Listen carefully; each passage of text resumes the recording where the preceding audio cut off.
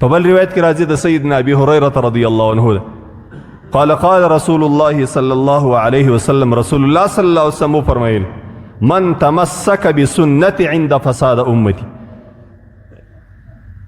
من تمسك بسنتي عند فساد امتي فله اجر 100 شهيد. هغه څوک چې د رسول الله صلی الله علیه وسلم طریقه خپل سنت طریقه عملی په کومه زمانه کې په هغه وخت کې چې خلک په بيدینیو باندې مخ وي. زما ورونو زه به قسم په الله درته وکم چې د ډیرو خلکو له موږ سره په دې باندې دښمني ده چې ولې د رسول الله صلی الله علیه وسلم طریقه خلکو ته ښیه. وجه دا ده چې خلک د ځان غلامان کړي دي، مریان کړي دي. خلکو د الله جل جلاله بندگان او د رسول الله صلی الله علیه وسلم امتیان بيدینو خلکو یا بيدینو پیرانو، جاهلو پیرانو، د رسول الله صلی الله علیه وسلم د طریقې مخالفو پیرانو په زورونو په لکونه انسانان د ځان دپاره غلامان کړي دي. او دا غلامي چې ده دا صرف او صرف په بدعات او خرافاتو باندې دا خلک د ځان دپاره غلامان کړي. نو په زورونو په لکونه انسانان چې ته ازادیې د دې غلامۍ د کړۍ او چې ته دا ورته وایې چې د یو حقاني سړي ملګری سه، د یو حقاني عالم ملګری سه، د یو حقاني پیر ملګری سه، د هغه چا ملګری سه چې هغه په حقیقت کې د الله جل جلاله دوست ولی او د ده د غلامۍ ازادۍ دلته د ده ګټه او تاوان اوس شروع سو. دلته د ده تاوان شروع سو چې خلک ځینې ولاړه د ده سرداري، نوابي او پیریو دا شان ختمیږي او د ده ګټه د ده شکرانې او مریدان کمیر، د ده آمدن کم سو. دا ځای باندې له موږ سره جنګ دی چې ته د رسول الله صلی الله علیه وسلم حدیث ورته ووایه چې رسول الله صلی الله علیه وسلم دا وایي چې زما محبت دا مشروط دی د رسول الله صلی الله علیه وسلم محبت د ده پر طریقه باندې. دا علی الاعلان درته وایم او د الله جل جلاله په حضور کې په محشر په ورځ باندې ان شاء الله تعالی د دې خبرې شاهدي ورکوم چې ولایت، بزرګي، دینداری دا مشروط دی په دې شرط باندې چې سړی به د رسول الله صلی الله علیه وسلم طریقه خپلوي. که سړی ظاهر او باطن د رسول الله صلی الله علیه وسلم پر طریقه باندې نه برابر، دا هیڅ کله ولی نس کېدلی. دا د الله جل جلاله او د الله د رسول صلی الله علیه وسلم دشمن دی. دا حدیث دلیل دی. او چې کله سړی ظاهرم پر سنت طریقه برابر وي، باطنیم پر سنت طریقه باندې برابر وي، بس دا سړی کامیاب دی، دا سړی زموږ ورور دی، دا سړی زموږ خپل دی، د دې سړي به موږ حمایت کوو. په دغه سلسله کې دا خلک چې د ځان دپاره غلامان مقرر کړي او دا خلکو چې دا وایي چې که زه نه وم ته ولاکه جنت ووینې، که زما کورنۍ نه وه ته جنت نسې لیدلی، که زه نه وم ته د رسول الله شفاعت نسې پیدا کولی، که زه نه وم یا زما خاندان نه و ته د رسول الله صلی الله علیه وسلم ملګري نسې پیدا کولی. دا ټوله د کاروبار لیبلونه دي، دا د کاروبار پټیانې دي، دا خلکو لګولي دي، دې کې ګټې دي ګټې او دا په لکونو انسانان. زموږ او ستاسې کلی وطن خو بیا هم الحمدلله له دې شانو پاک، تاسې نور قومو ته ولاړ سي خلک وویني. که دوی پر طریقه د رسول الله صلی الله علیه وسلم خبر سي نو په دې باندې پوه سي یقینا دا خلک موږ ګمراه کړي یو. په دې خاطر یې له موږ سره د ډېرو خلکو دښمني وي.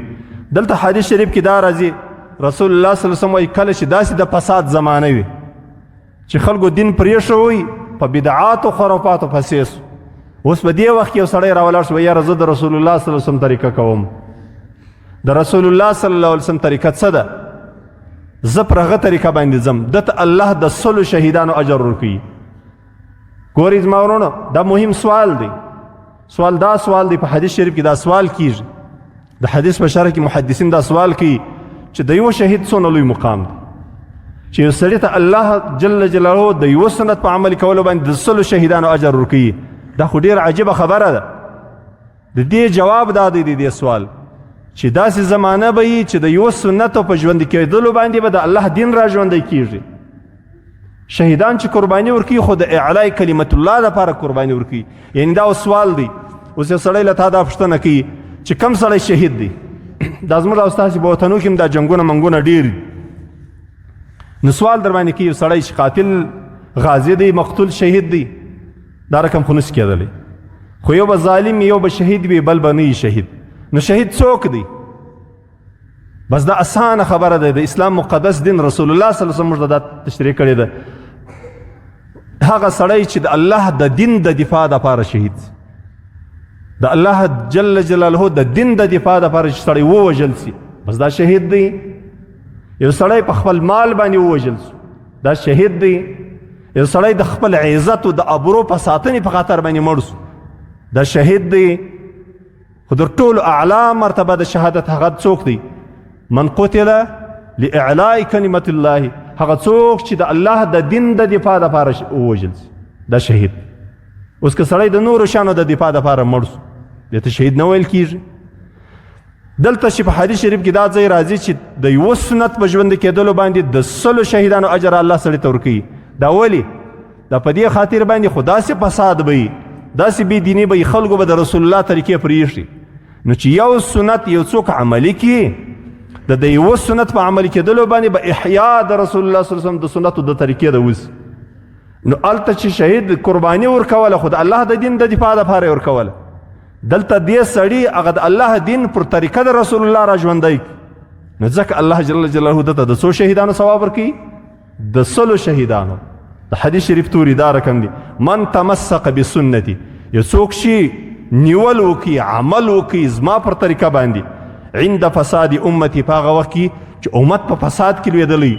څه معنا؟ د رسول الله صلی الله علیه وسلم طریقه پاته سوي، شرعي طریقه پاته سوي. فله اجر 100 شهید، دته به الله جل جلاله د 100 شهیدانو اجر به الله جل جلاله دته ورکړي. زموږ او ستاسې هم دا اوس تقریبا داسې حالت.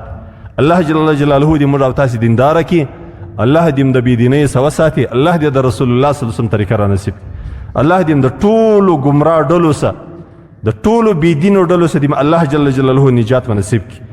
په حدیث چې په قرآن عظیم شان کې الله جل جلاله دا رقم وایي: ومن یطع الله والرسول فأولئك مع الذين أنعم الله عليهم من النبيين والصديقين والشهداء والصالحين وحسن أولئك رفيقا. الله وایي چې څوک د الله او د الله د رسول اطاعت وکړي دی به د چا څه دا خلک د محشر په ورځ باندې به الله په هغو کسانو کې راپورته کړي چې الله انعام ورباندې کړي. هغه انبیا دي، صدیقین دي، شهدا دي او صالحین دي، او دا د ټولو بهترینه ملګري د الله دې موږ او تاسو ټول ته رانصیب. د دغه حدیث شریف روایت او د بل حدیث شریف روایت دا ټول احمد او دغه رقم بیهقي په شعب الایمان کې کړی.